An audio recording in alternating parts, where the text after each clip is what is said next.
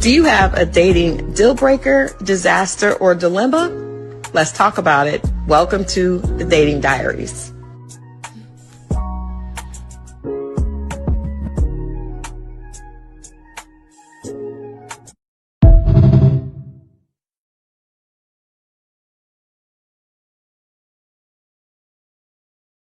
Okay. All right. Happy Thursday. This is not the Dating Diaries. I'm going to have to go back and remove that intro from this video. We are talking about Married at First Sight.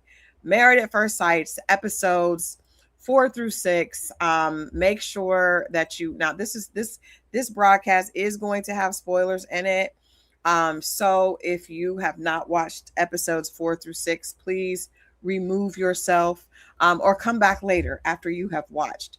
But I believe the new episodes are out today. So I wanted to make sure that I got a chance to talk about episodes 4 through 6, because there's a lot to talk about in a short period of time before we get into the new episodes. First of all, the hosts of the show, I am still very, very happy with Paul Brunson and also Liza.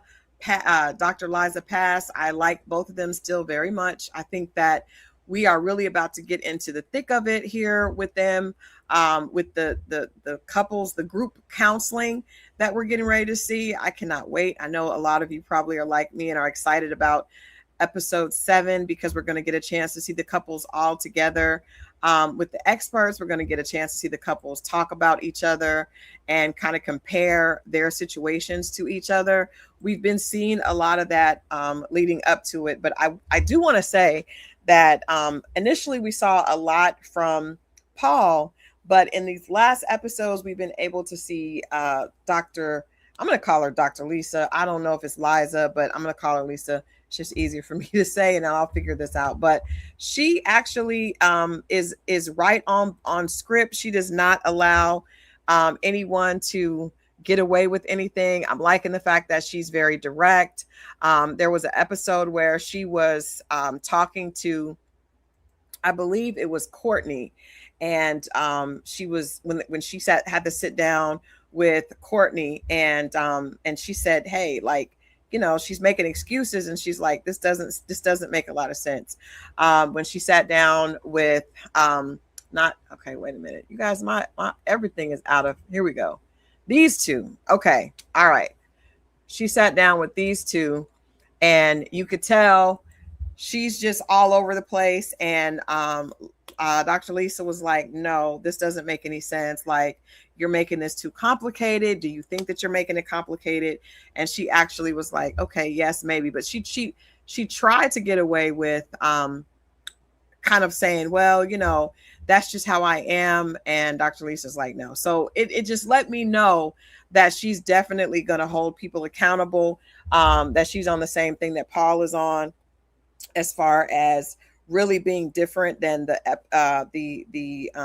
experts were in prior seasons, Pastor Cal and Dr. Pepper. And because I think they just did not really hold people accountable. They kind of let them get away with, kind of saying stuff that didn't make sense, or behavior that was just not, it was really not conducive to a successful marriage. So I do want to say I'm happy that that when it came to Courtney and Nick, Dr. Lisa was like, no. She definitely said that Lisa was in her head, which she was.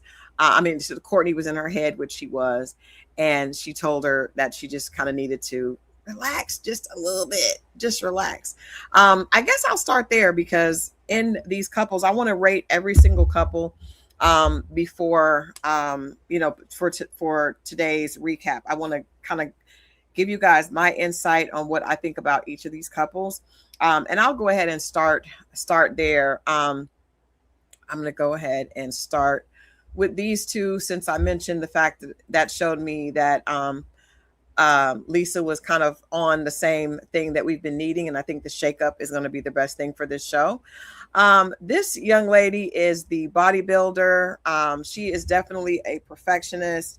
I would say she's a little bit past what I would describe as an alpha female. She is just very anxious. She's very much in her head all the time. And she is making things way too complicated. It's crazy because I actually thought that Nick was going to be the problem. This is her groom right here. I thought that he would be the problem because he's been on numerous reality shows and he is, you could tell that he likes attention, right? But he's kind of tried to assure her that she's what that he really came to the show to be transparent, and because he really does want a significant other, he really wants a wife. I didn't believe it, and I don't even know if I believe it now. But what I do know is that he is not the problem. Courtney is the problem. All during the honeymoon, if you guys watched, she was wanting to. She needed to be entertained like every few seconds. She kept calling him boring. She was just like she second guesses everything. If he says one thing, she's running it through her head and analyzing it, and it's overwhelming. Like, I can't imagine anybody being okay with that kind of treatment.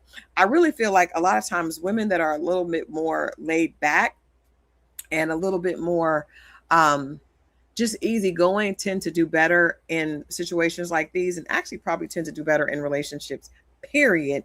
But she definitely is not that. She mentioned that she's never eaten fast food. She had never eaten fast food or did anything like that until a few years ago. And when he asked her, was that because of her parents or was that because of her? She said it was not because of her parents, that her parents did not force her or suggest that, but that she wanted to make them happy. And her goal is to really make them happy. I feel like she's an only child, and I feel like she is an overachiever. She just needs a chill pill. But she definitely is not suited for Married at First Sight at all. Courtney is I think she's a sweet girl, but she's really anxious. And there's no way possible this situation is going to work with her and Nick. I can admit I was wrong about quite a few of these situations. In fact, the two guys I thought were the most problematic are the least problematic, at least up until episode 6. And even Nick, I thought he was going to be a problem in his relationship. He is not the problem. It is definitely Courtney. It is not Nick at all. He's being very patient. He actually seems very down to earth compared to her. And I think that she's just one of those people that is constantly she just does not know how to relax. She's a extreme perfectionist, extreme type A personality. And I think she probably needs to mature a little bit. And then she also probably needs a person that is very patient and very mature and understanding themselves, because she is just she's all over the place. Courtney is all over the place. That I don't see this working. Another thing I want to point out before I move on to the other couples about this is because any person that is a type A personality and a perfectionist, one of the dangers about being in relationships with people like that is that they point out the flaws in themselves. They're constantly obsessed with trying to make sure they don't have flaws, or they're beating themselves up over their flaws, and they also will beat you up over yours, right? And so if you pay attention, you see her anytime he does something that's not what she considers perfect for a husband or for her man, she points it out. She's not easygoing about it. He couldn't open a top and he gave it to her. And of course, we know she has muscles. She was able to open it, and she was just like, and then she brought it up later. She brought it up later to other couples, which is crazy. And then, of course, he didn't know how to work the espresso machine. And she brought that up. She asked him, was he handy? And he said no. And then instead of just being like, oh, okay, well, maybe there's something else, she makes little comments that are condescending, right? And then she brings them up later. So I think it's not about him. It's indicative of how she handles herself. And that's why you see her just constantly, even in the counseling session with Dr. Lisa, she is trying to figure out exactly how she should touch him. Like she's clear that she does not want any intimacy, like, physical intimacy. She doesn't want to move to the next level with that. But he's like, well, it's just even the affection. She's not warm. And so she's trying to figure out how to be warm. And so she's like, you want me to touch you like this? It is a cringy moment.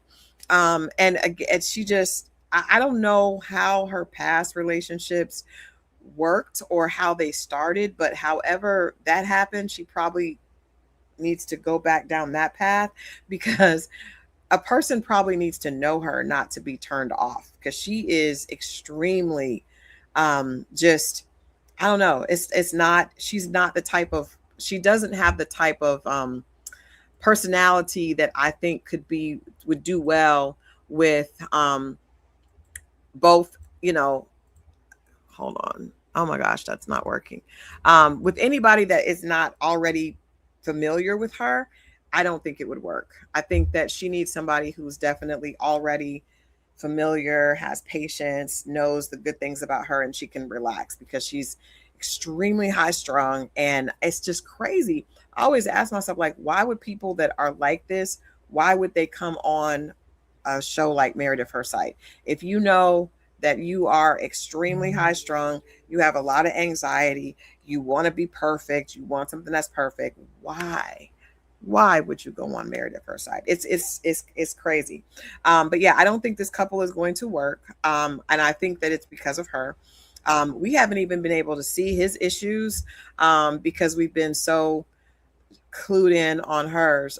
He seems, like I said, pretty easygoing and very long suffering so far. Courtney means well, but she's just a ball of nerves. Anything he says, she over explains. And he said she just seems very in her head. I think this again points out how men are a lot nicer when it comes to how they not wanting to hurt their partner's feelings, right? So Dr. Lisa's asking him, like, what are your issues? Is there anything about her that you have a problem with? And he doesn't even want to say it, when it's clear, if you've watched any amount of time with them, that she is in her head. She's full of anxiety. She's all over the place. He doesn't say that. She literally has to push him to say that he would want a little bit more warmth and flirtation. And I don't even think Courtney knows how to do that. So yeah, that this couple, I don't think is going to work, but I think that she is the type of woman that just needs a little bit more maturity. And I hate to say this, but an older man who has a lot of patience and who is not turned off by her strong alpha and her type A personality, which I don't think that is a good personality for reality TV. Definitely not a dating reality TV show at all. I'm going to move on. I'm going to do the things I have the least to say. I will just start out by saying I was 100% wrong. 110% wrong thus far. Now, I do reserve the right to change my mind, right? Or to go back to what I initially said. But Adam, who I thought was going to be a major, major, major problem, so far is not. Now, it could be that he's not because of his partner, Marissa, right? Marissa is is someone that, unlike the other couples, they had seen each other before, which I think is good. I think if Adam was paired with someone he was not attracted to, it would have been a shit show. But we know that Marissa is someone that he was already attracted to. He had already tried to talk to her, which is best case scenario, and that she was interested in him as well. So he's also very surfer guy, like his voice. It's just okay. Hey, dude. Hey, bro. I mean, it's just, and she is the exact same way, which makes it perfect. I thought that because of what we saw from him being being a lot, playing the piano and being very focused on his jet ski and, all that he's been able to do and needing a lot of validation. I thought that he would be a problem, but it turns out that she's okay with providing that validation to him. He even mentioned that there was one of his exes that um didn't like him saying bro all the time, because it's like it's a surfer guy. It's like he sounds like a Teenage Mutant Ninja Turtle when he talks, right? It's but she said that she loves it. She says that the way he talks is very entertaining to her. She said that she, looking at him, he looks like, he belongs in the Abercrombie and Fitch modeling campaign, and I can see that. I mean, he's obviously very in shape. He's very full of himself, and she's okay with him being full of himself. She goes along with it. She's like the perfect partner for him when it comes to that. So um, I thought that I mean, they basically are unproblematic as of yet. He's mentioned some of his issues. Like I said, I mentioned the partner that didn't like the voice. He actually took her to his beach house, which is his main house. Although she seemed a little turned off, as most women would be, by the fact that it was a super bachelor pad. I mean, there's axes in the ceiling. It's just very odd. She's very laid back. And I think that's a perfect example of a woman who is more laid back than not, and that being a better fit for um, shows like this. Like you have to be somebody that's kind of easygoing, kind of goes with the flow, doesn't have an exact blueprint of what you want in a man or what you will accept in life. You have to be someone that's a little bit more flexible, and I will say that Marissa definitely comes off as that. She does not come off as somebody that is unable to uh, kind of bend and think outside the box. And I think um, that's what makes this relationship so far seem to work, is that she is really, really just kind of she's like water. She kind of just goes with the flow. Like, he has a jet ski, is parked out there. It's one jet ski, so I guess she's gonna have to get on the back of it. She's okay with that. Now he has a cat. We know that that's going to come up. She has a cat, and he has a cat, and she said she's not really a cat person, but she also said she was okay with like taking allergy medicine. Like, Marissa is just really, really laid back. So I think best case scenario for Adam, best case scenario for Adam. But I will say I was 100% wrong, because I thought that day one or day two, um, he was going to be a problem, but he, as of see episode 6, they're fine. Piquanta 1970 is, I guess you are talking about Courtney. Yes, I agree with you 100%. Courtney would be great on Survivor and would probably find a significant other there. She's not so great on this show, and she does emasculate him, and would, I think, emasculate anyone. The fact that she has compared, and I'm talking about Courtney, she has compared her groom, who is Nick, with, I think it was Felipe. Yeah, she was talking to Felipe, as Felipe owns the restaurant.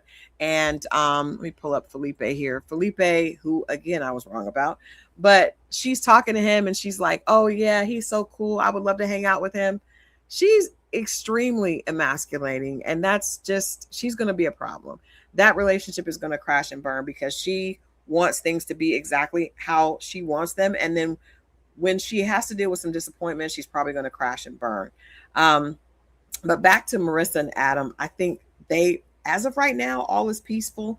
I do think eventually what we all saw from Adam in the first 2 episodes is going to rear its head again.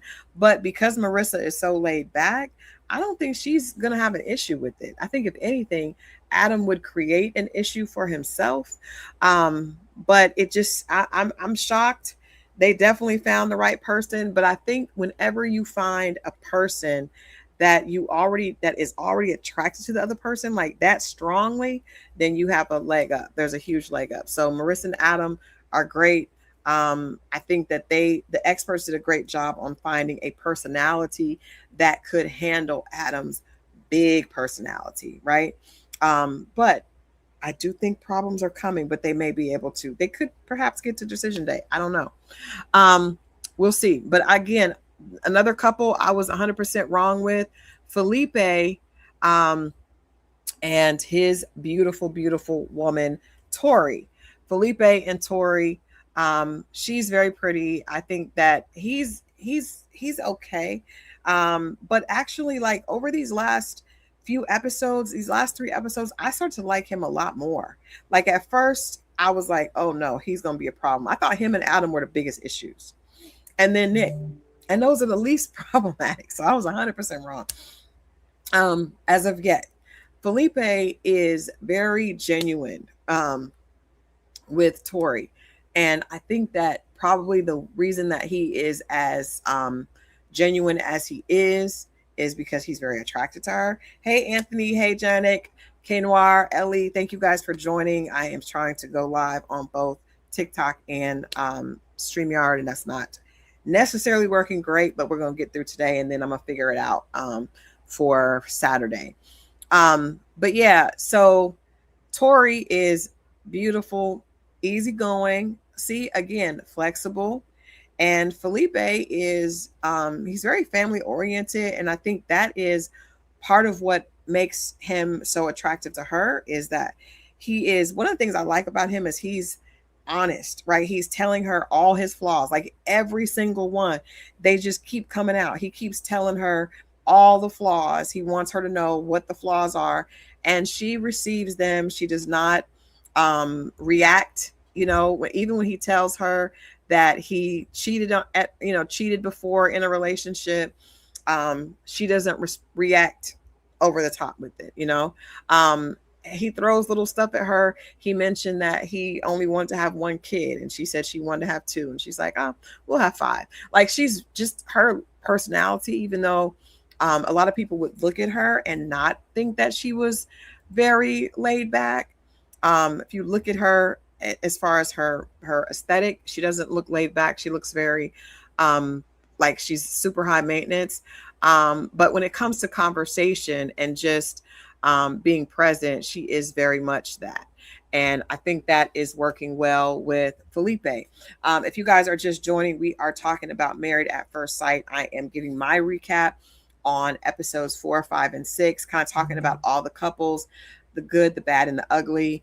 Right now, I'm focusing on the couples that were not that problematic, and then we're going to get into the issues. We did talk about Courtney and Nick, which are problematic. In fact, she's probably one of the worst.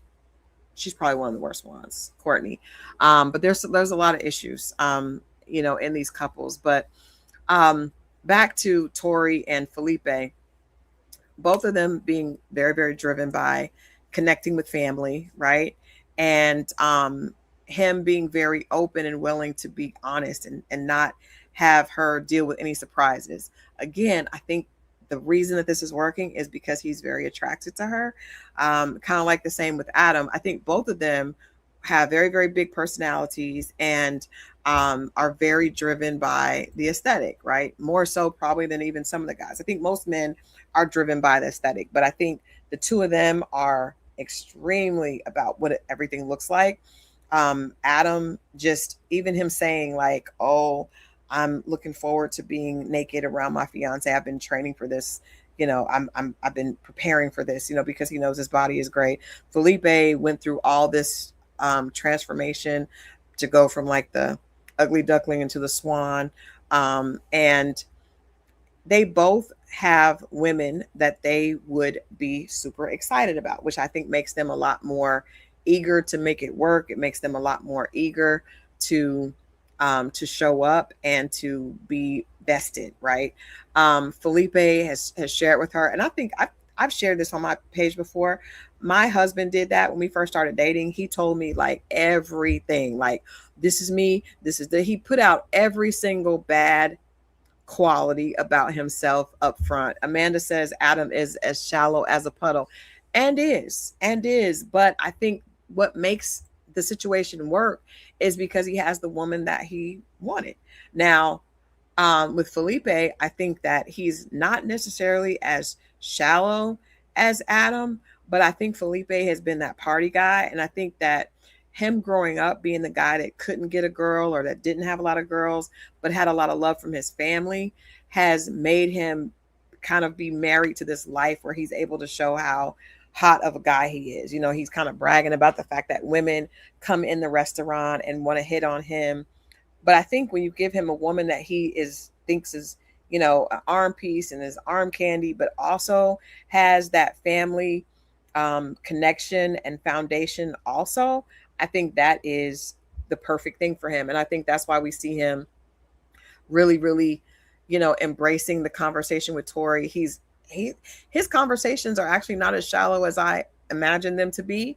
You remember he told her when they were going into the group, they were going to meet the rest of the group for the first time. He was like, all the guys didn't have very much faith in me. And she's like, oh, wow, that's concerning. But she's just very laid back and very flexible. Again, ladies, if you are single and you are wondering what personality, what you need to do, what changes you need to make, not to change yourself, but what things you need to maybe work on to make yourself a lot more able to deal with a relationship and to be someone that would make it past the first few dates to actually connect is probably the flexibility. Because if you look at these situations, the women that are flexible and the men that are flexible are the ones that are able to actually connect and to potentially move forward. If you're a person that really doesn't like to compromise or likes everything a certain way, it's probably going to be difficult for you in a relationship. I know friends that are very, very exact and people that are that way have a really difficult time because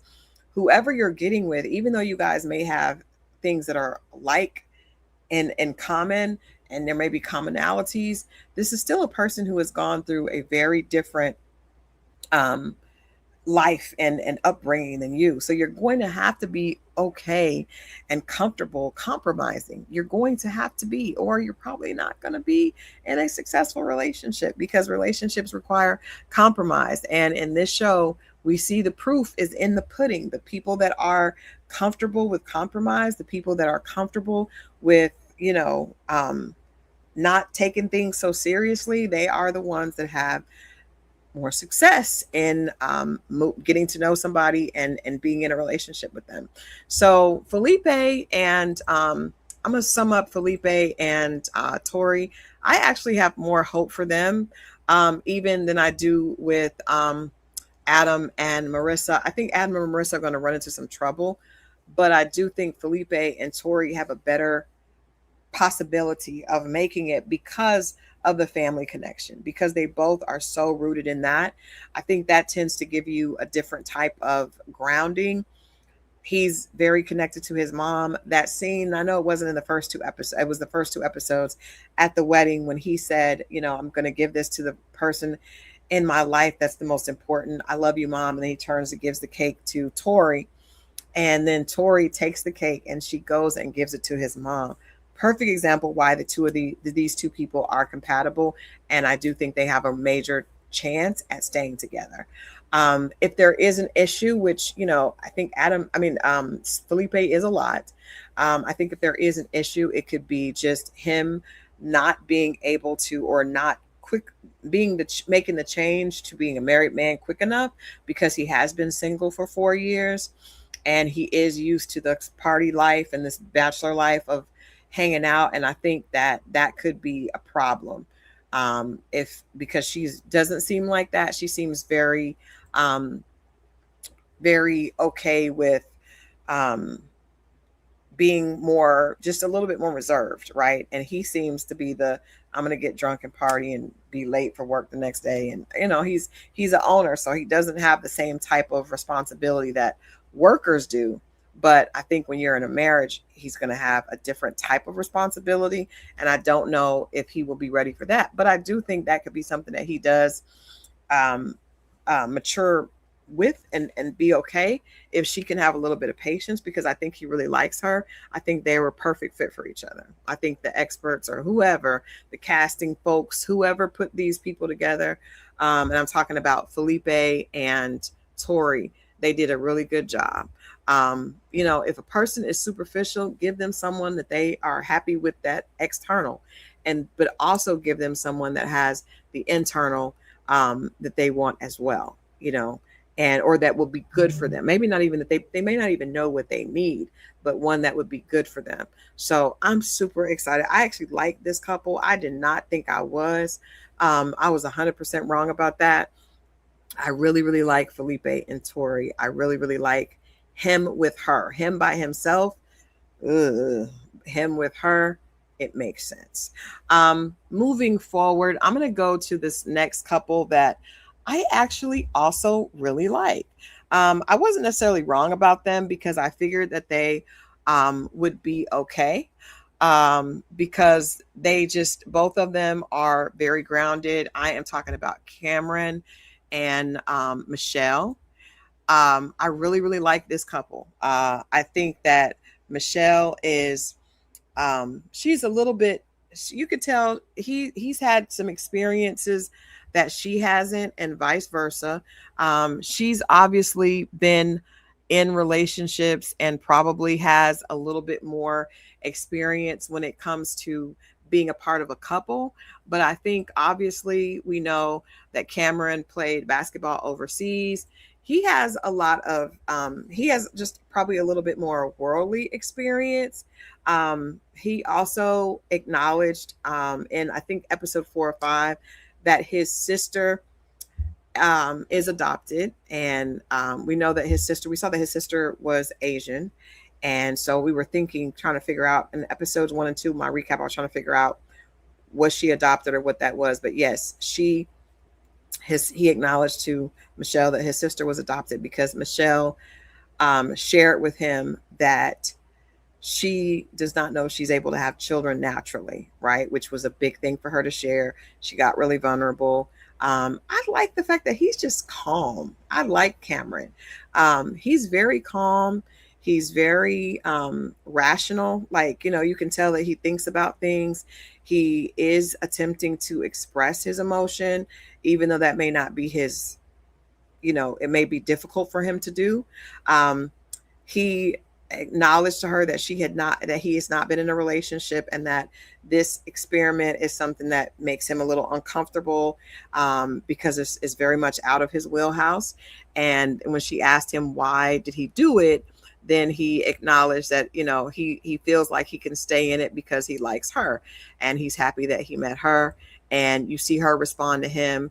I like them. I like them a lot. I think that she has been able to feel comfortable opening up because of the way it's received. He's not somebody that's going to give you a whole bunch of, excitement and energy, but there is a peaceful calmness and receptiveness that he does have that I think makes her feel comfortable and safe. And as we know, women need to feel safe, when they're having conversations, specifically when they're being vulnerable. And so we see that I love that scene of them talking about, when she shared about her potential problems with infertility. She shared that she'd had surgery when she was young because of fibroids, and that that did not mean that she would be able to get pregnant quickly, or if at all. But she said that adoption was something that she always considered could be a potential for her. Immediately, I was watching his body language, because a lot of people would just immediately like hug you or try to, but he just kind of sat with it and took it in. And I appreciated that, because it's like, okay, he's like a grown man who's like, I'm not trying to just tell you what you want to hear. I'm being honest. Like, he kind of took it in.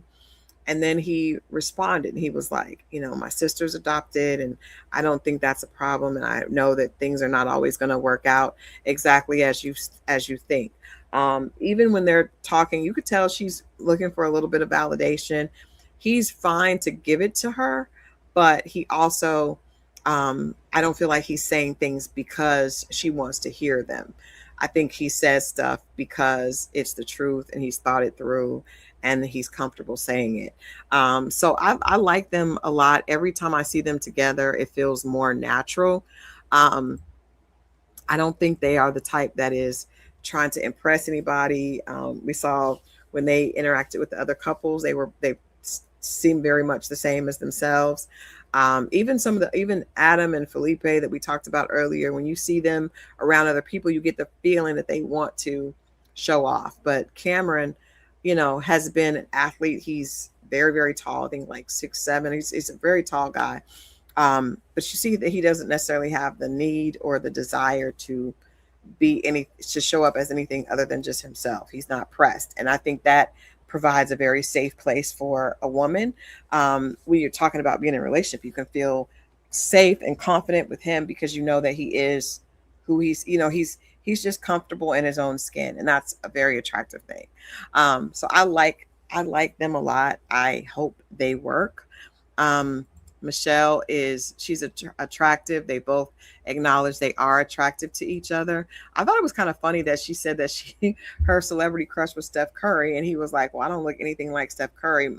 Most importantly, they're a different race, but she did acknowledge that she's very attracted to him. And so maybe she just likes basketball players. Maybe she saw that as something that was attractive. But I like them. I think they're going to work. I think they're unproblematic. If anything, I think he has not been in a real relationship, ever in his life. He's been used to moving, and I think people like that, it's easy for them to move on or shut down. And so hopefully that won't happen. Hopefully, they will continue this kind of slow dance that will get them to the next state. I did forget. You know what? Let me say. So they have not been intimate. We do know that Adam and Marissa were intimate initially, like first, but I think yes, it's probably because they were both attracted to each other, but it's also probably because there was a little bit of a comfort there because they had met each other before. So it probably wasn't a super stranger, right? So then we saw Felipe and Marissa were intimate right before the end of episode 6, and that caused Felipe and Tori were intimate. That caused Tori to kind of freak out, which is interesting. I look forward to hearing her explain why that made her do that. She did say that there was nothing wrong with the intimacy because the first thing I thought was, oh, they were not compatible. They were not physically compatible because anytime you guys are in a great space, you're interacting great, great, great, great, great, and then you take it to the next level, and then she got up and went and slept on the couch. That's kind of weird, but maybe there's something else to that we'll learn because she definitely shut down immediately after they were intimate. If you guys are just tuning in, we are talking about Married at First Sight. I don't have my pictures up for TikTok, so I know it's kind of boring for you guys that are watching on TikTok, but I will have those up. I'll be back on Saturday with my recap for the new one, and I'll figure out how to get my pictures up so everything is everything. If you're watching on YouTube, I did not get my vertical up, but I wanted to make sure I did this without not doing it. So this is happening, but it'll be better on Saturday, I promise. So yes, so Tori and Felipe, before we totally move to the next group of problematic couples, we did see that there's trouble because of intimacy. But if the issue is just her being afraid that she did that too quickly, I think that he could reassure her, and I think they can move past that. I think the fact they're very attracted to each other is just, you're very attracted to each other and things are going well and you guys are married and you're in a home together. You've come back. I mean, it just, it's natural. It's going to happen. But it depends on the way he's able to comfort her and reassure her. Hopefully he won't feel insecure, like there's something about him that she's rejecting, because then that could take them in a different direction. But I thought that was interesting, and we'll see more about that. Now, moving on to a problematic couple. I'm not going to the one that we all know is coming, but let's talk a little bit about hold on. Let's talk a little bit about this couple here. Caitlin and Devin. Caitlin and Devin. Caitlin is, I think she does like social media marketing.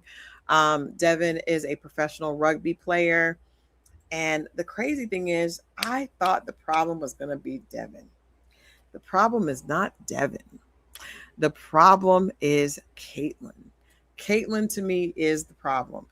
Caitlin is every little thing. Like she doesn't want to open up. She doesn't want to be um affectionate. She's standoffish.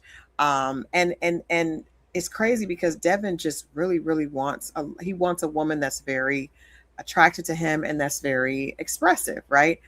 And I could get it if you're like not emotional, like you're not physically affectionate, but you're okay with having conversation. She doesn't make eye contact. She doesn't want to touch. She didn't want to go to the gym and work out. That's not even touching. We don't even have to talk. You can be on a treadmill over here. He can be over here lifting weights. She didn't even want to do that. She wants to go to the gym by herself. If you guys don't know what I'm talking about, there's a day on their honeymoon where he said, "Hey, let's, wake me up in the morning when you wake up. Let's go to the gym together." She says, "Okay." But if you notice, when she goes to sleep, he's like trying to tell her good night. She's like, she doesn't want to engage. She sleeps, she doesn't open her eyes. He gives her a kiss like on the forehead or something. She wakes up and goes to the gym without him, right? And then he wakes up later and she's gone. And I it's crazy because it's like she's like, "Well, I needed some space. We're together all the time and I just wanted my alone time." Well, if you wanted alone time and space, why did you come on Married at First Sight? Like, I don't know what she was expecting. And it's weird because she says that she is attracted to him. And I do think she's attracted to him. I mean, Devin is cute. Like, who's not going to be attracted to Devin, right? And she's attractive as well. Like, I don't understand. I don't understand. If there's some type of block, this is the young lady whose father was very pressed at the wedding and stood up and kept having stuff to say. So maybe he knew that his baby girl could be a little bit problematic. Parents be knowing. Parents be knowing. But she is. It's one thing if there's an area that you struggle with, right? And you're like, okay, well, I know that I'm a slow burn. To the words of Courtney, I'm a slow burn, right? If you're a slow burn with physical, that's cool.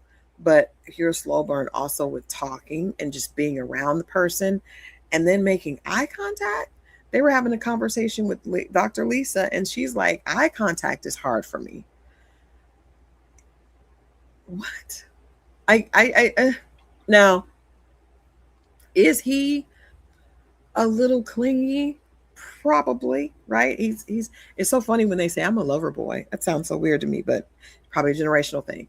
But yeah, he probably wants a lot. He probably wants a lot. But she isn't giving anything, like nothing. Like Caitlin is giving nothing. So I think they're just not a good match. I don't see how this can turn around because she said that she wants a relationship that's Adam. She wants a relationship that's easy, right? I don't know what could be easy if you don't know the person and you're getting married at first sight and you don't want to look at them, you don't want to talk to them, you don't want to be around them, you don't want to touch on them. Like it, I don't understand. Caitlin is the problem. And I hate that she was matched with somebody that is such a good catch that so many other women probably would have really appreciated. Having a man who's an athlete and who's, doing this and just wants your attention is like what most women want. Um, and especially if you're attracted to him, like, I don't understand it. We're going to have to sit down and hear what the experts have to say. But I do think Dr. Lisa was definitely holding her accountable to the fact that she is not necessarily trying, right? Now, she also told Devin, like, okay, it's been like 6 days. Like, you don't have all these needs from a person that you just met, right? But I do think that he had a lot of high hopes about the idea of being married, right? He had a lot of expectations, as most people do. The whole word husband and wife gives you expectations. So I think that his expectations were built on the fact that he was coming into this process and he thought that he was going to be matched with someone that also wanted the same things. And instead, I don't know what Caitlin wants. She wants someone that is not expressive, someone that'll leave her alone, someone that'll give her a lot of alone time.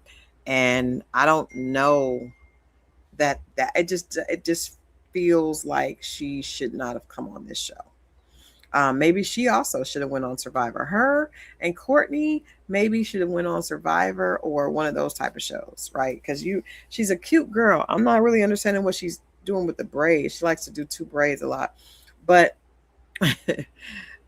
but the idea of being, you know, married to somebody at first sight that you don't want to be around, even on a honeymoon. And I understand wanting a little bit of space or want to do, but the gym, he's not. I mean, she don't want. I guess she doesn't want to talk. I don't know, but the gym is like a place where you can go with somebody and be with them, but not really be up under them because you guys are both working out. And I think most couples like the idea of being able that they both share the passion of working out. That's a good thing. Caitlyn doesn't need to be on the show. She does not need to be on the show. But she's not the most problematic. She's not the most problematic. There are many more problematic situations than this. Who should we get to next? The two problematic situations are upon us. Hold on, let me see here. Yes, these two right here. Let me download. Let me upload rather. There is some stuff for us to look at.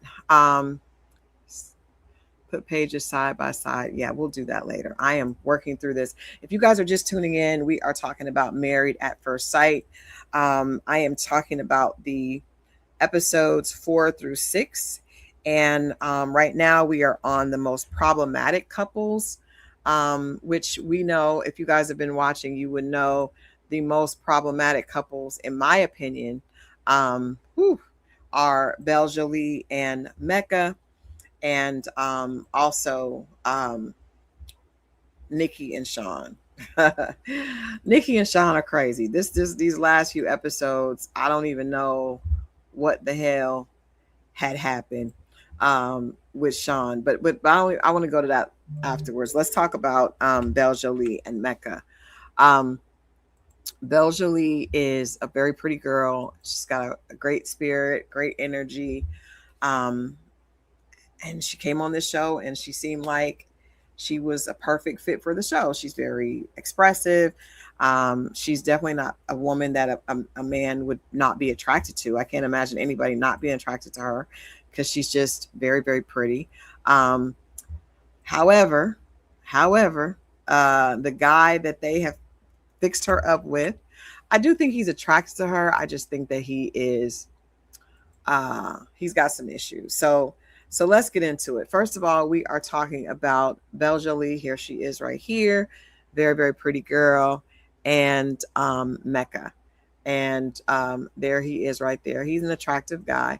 I do think that Mecca is obviously, we know that he's got some mommy issues. She has daddy issues. If you guys watched the first 2 episodes, you heard that Mecca's mom left him. His biological mom left him and his father when he was very young.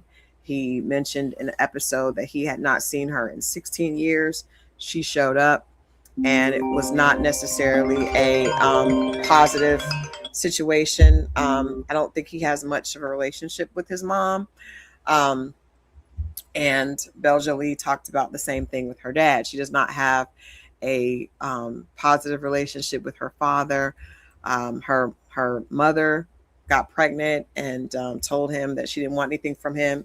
And he said that was great of her to tell him, but he obviously didn't want to offer anything because he did not show up and has not been a part of her life. She said that she was like posting like, "I love you, I hope you're safe." And that kind of broke my heart because you think about a girl, a kid, the parent is out there, but the parent is not reaching out to them and they're reaching out to the parent. It kind of just sets them up for rejection.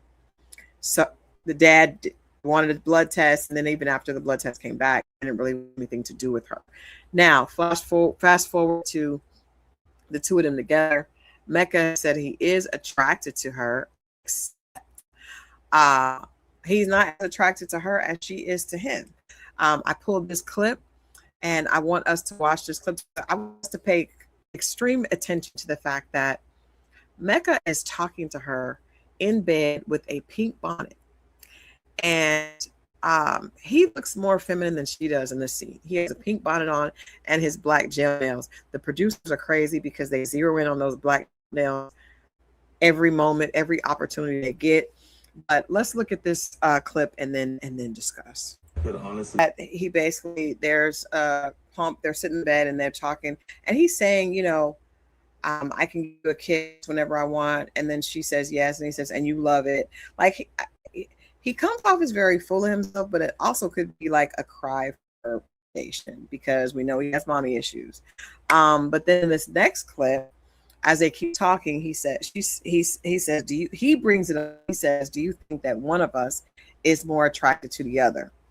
And she's like, what? Like, first of all, who would come up with that question unless they wanted to make a point, and Mecca wants to make a point. And so she's like, I don't know, what's your answer since you brought that question up? And then he says, well, I think that you're more attracted to me, but I'm attracted to you, but you're more. And he says, he gives the numbers. He says that she's 150% more attracted to him and he's 80% attracted to her, which is crazy numbers. Maybe he's just joking, but she could tell her face is just like, oh, what? And then he says, I mean, maybe, 150, maybe not, because he said, I feel like you're very attracted to me, but you hold back. And to me, that says that he feels like she wants to jump his bones, but she's not. And he's almost trying to make her get to the, like, he's gonna push her hand or set the dynamic where he's the one in control to where she's coming after him. And then he says, maybe it's 80-60, but definitely attracted to me. And at that point, you can just see her face falls. She does not make a big deal about it. But you can see in this clip right here that we're going to watch, definitely time to be looking crazy, girl. Yeah. So did y'all see Mecca sitting in bed holding his glass like this with his nails with the pink bonnet? I understand that my godson told me that my generation does not, we're in toxic masculinity and we don't always understand that the nails is not a sign of anything other than expression. But holding a cup like this, the pink bonnet, it just, I can't. It's not what I see as a safe space for Belle Jolie. Specifically with a man that says that you're 150% more to him than he is to you, or you're 150 versus his 80. It's just not. I think that he's doing that to her. He's trying to set the dynamic and he's trying to be in control because he's very insecure.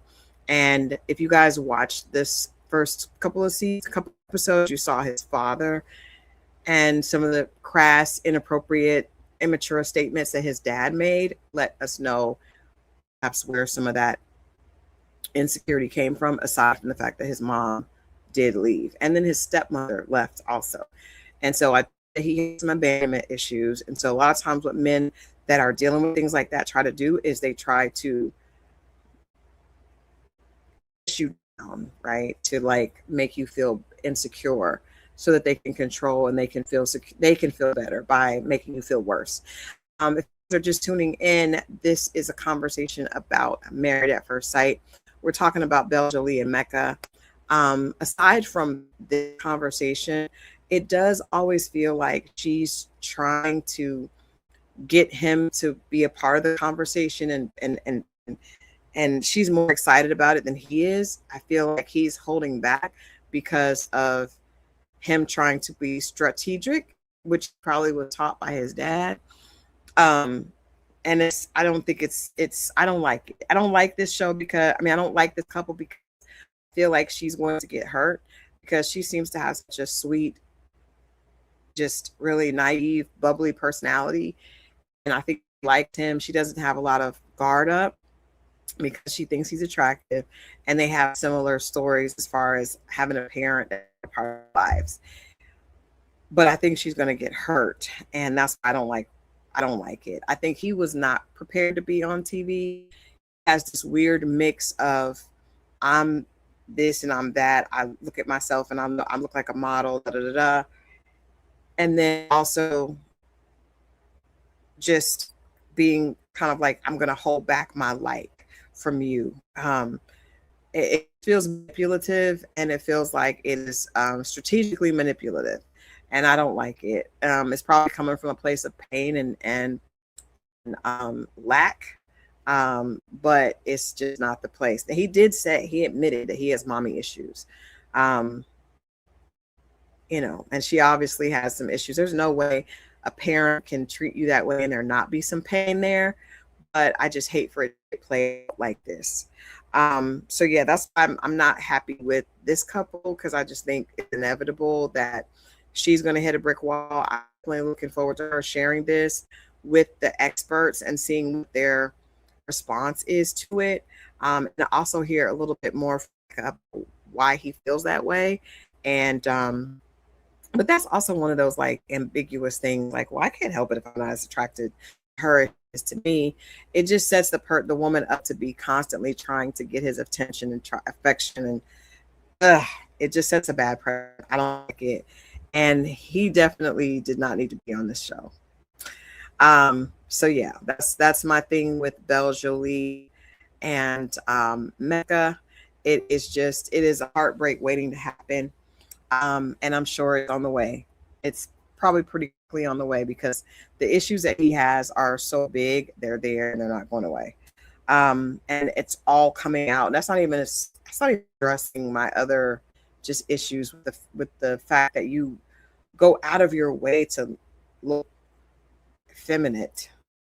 Weird to me, but I'm gonna let that be, because she didn't have a problem with it, so hey, it's all good. Moving on to the biggest problem of the season. We all know what it is. We know what it is. It's Sean and Nikki. Sean and Nikki, I would say this. Two things can be true. I don't like either one of them. I think that Sean has some issues. I think that Nikki is full of herself and also has some issues. I think that she is not flexible. She is full of herself, very much thinks that she's better and she deserved better. She's a beautiful woman, very accomplished. He's not unattractive. He's just extremely short. But for Nikki to say, I didn't see myself as someone with dad, and wanting to have somebody that made over $250,000 a year, I don't know who she expected to show up. He thought that Morris Chestnut was coming, or who was coming to save her, that was going to be done and also be at that level of money and want to be on reality television and share their story with the world.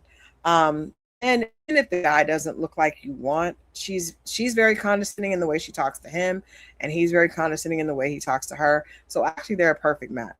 But there were a whole bunch of issues this episode.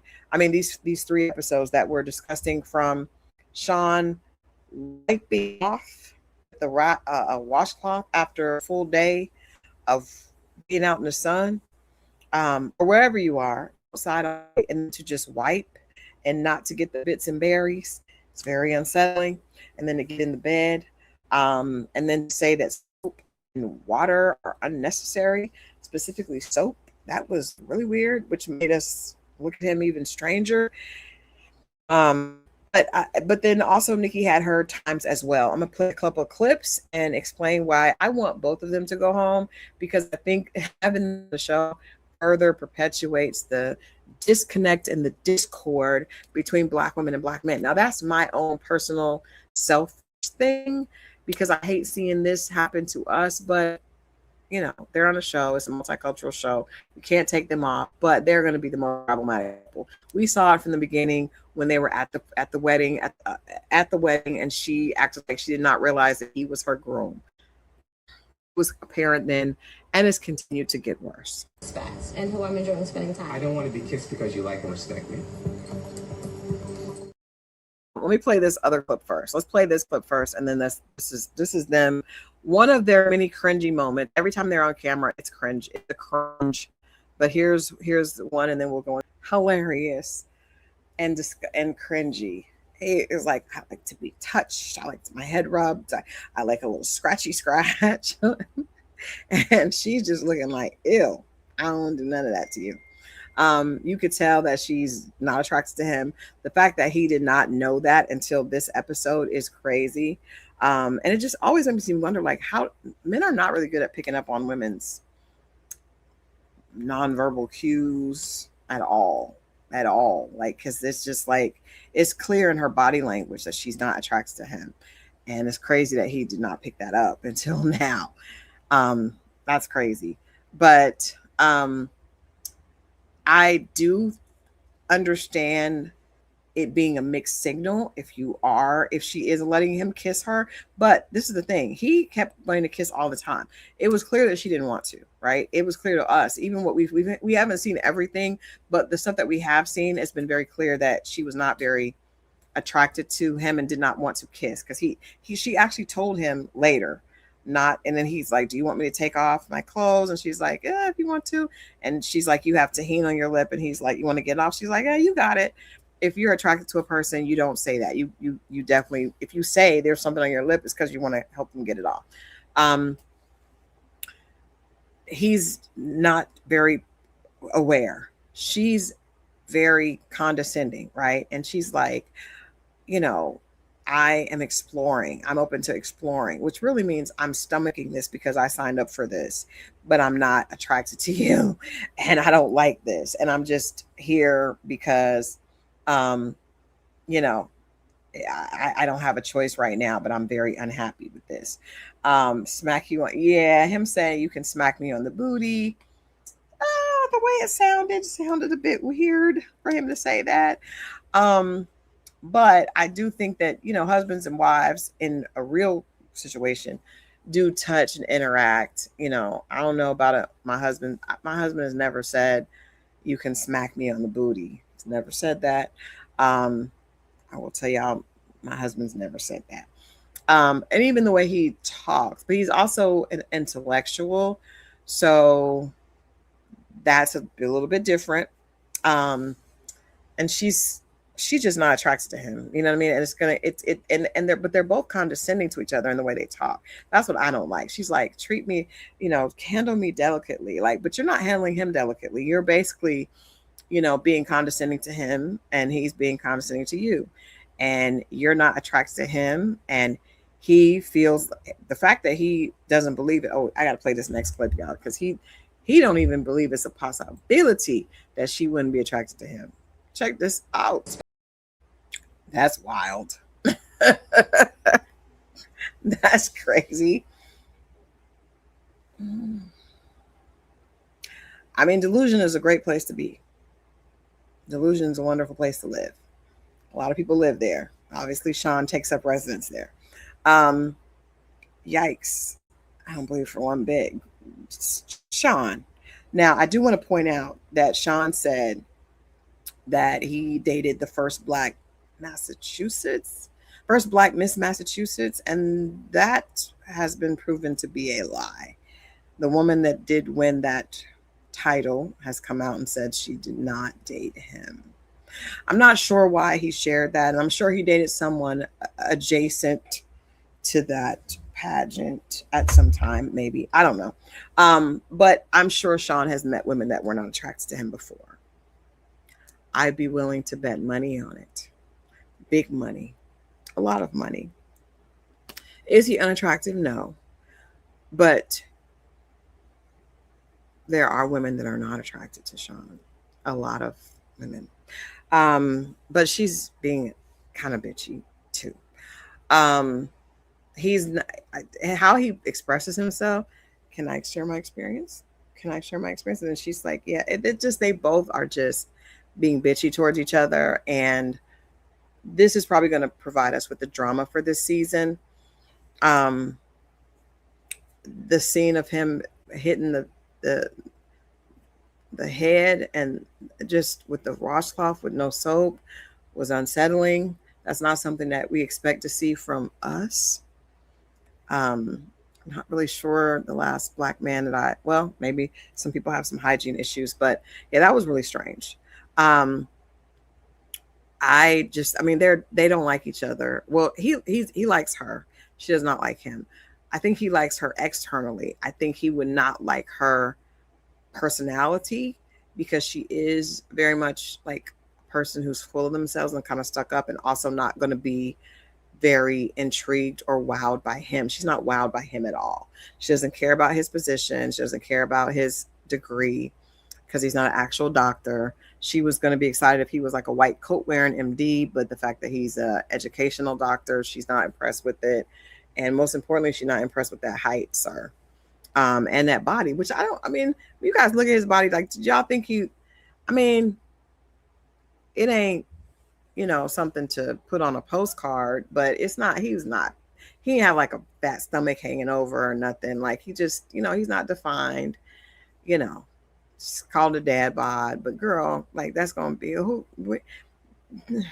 it wasn't that bad. It's a wee little body, but it's not a bad body. It's just not like cut up, right? But he's not disgusting. It's not like some of them people I've seen a lot worse. I've seen a lot worse, Jazzy J. Me too. Like that is that, and especially sitting down the edge of the tub, there could have been stomach hanging everywhere. It could have been.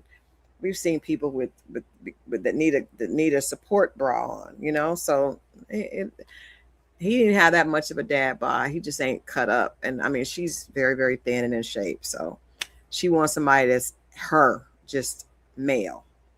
Um, Cue the music. Yeah, I know. It just is. I feel like both the black guys are just a little bit LBC ish.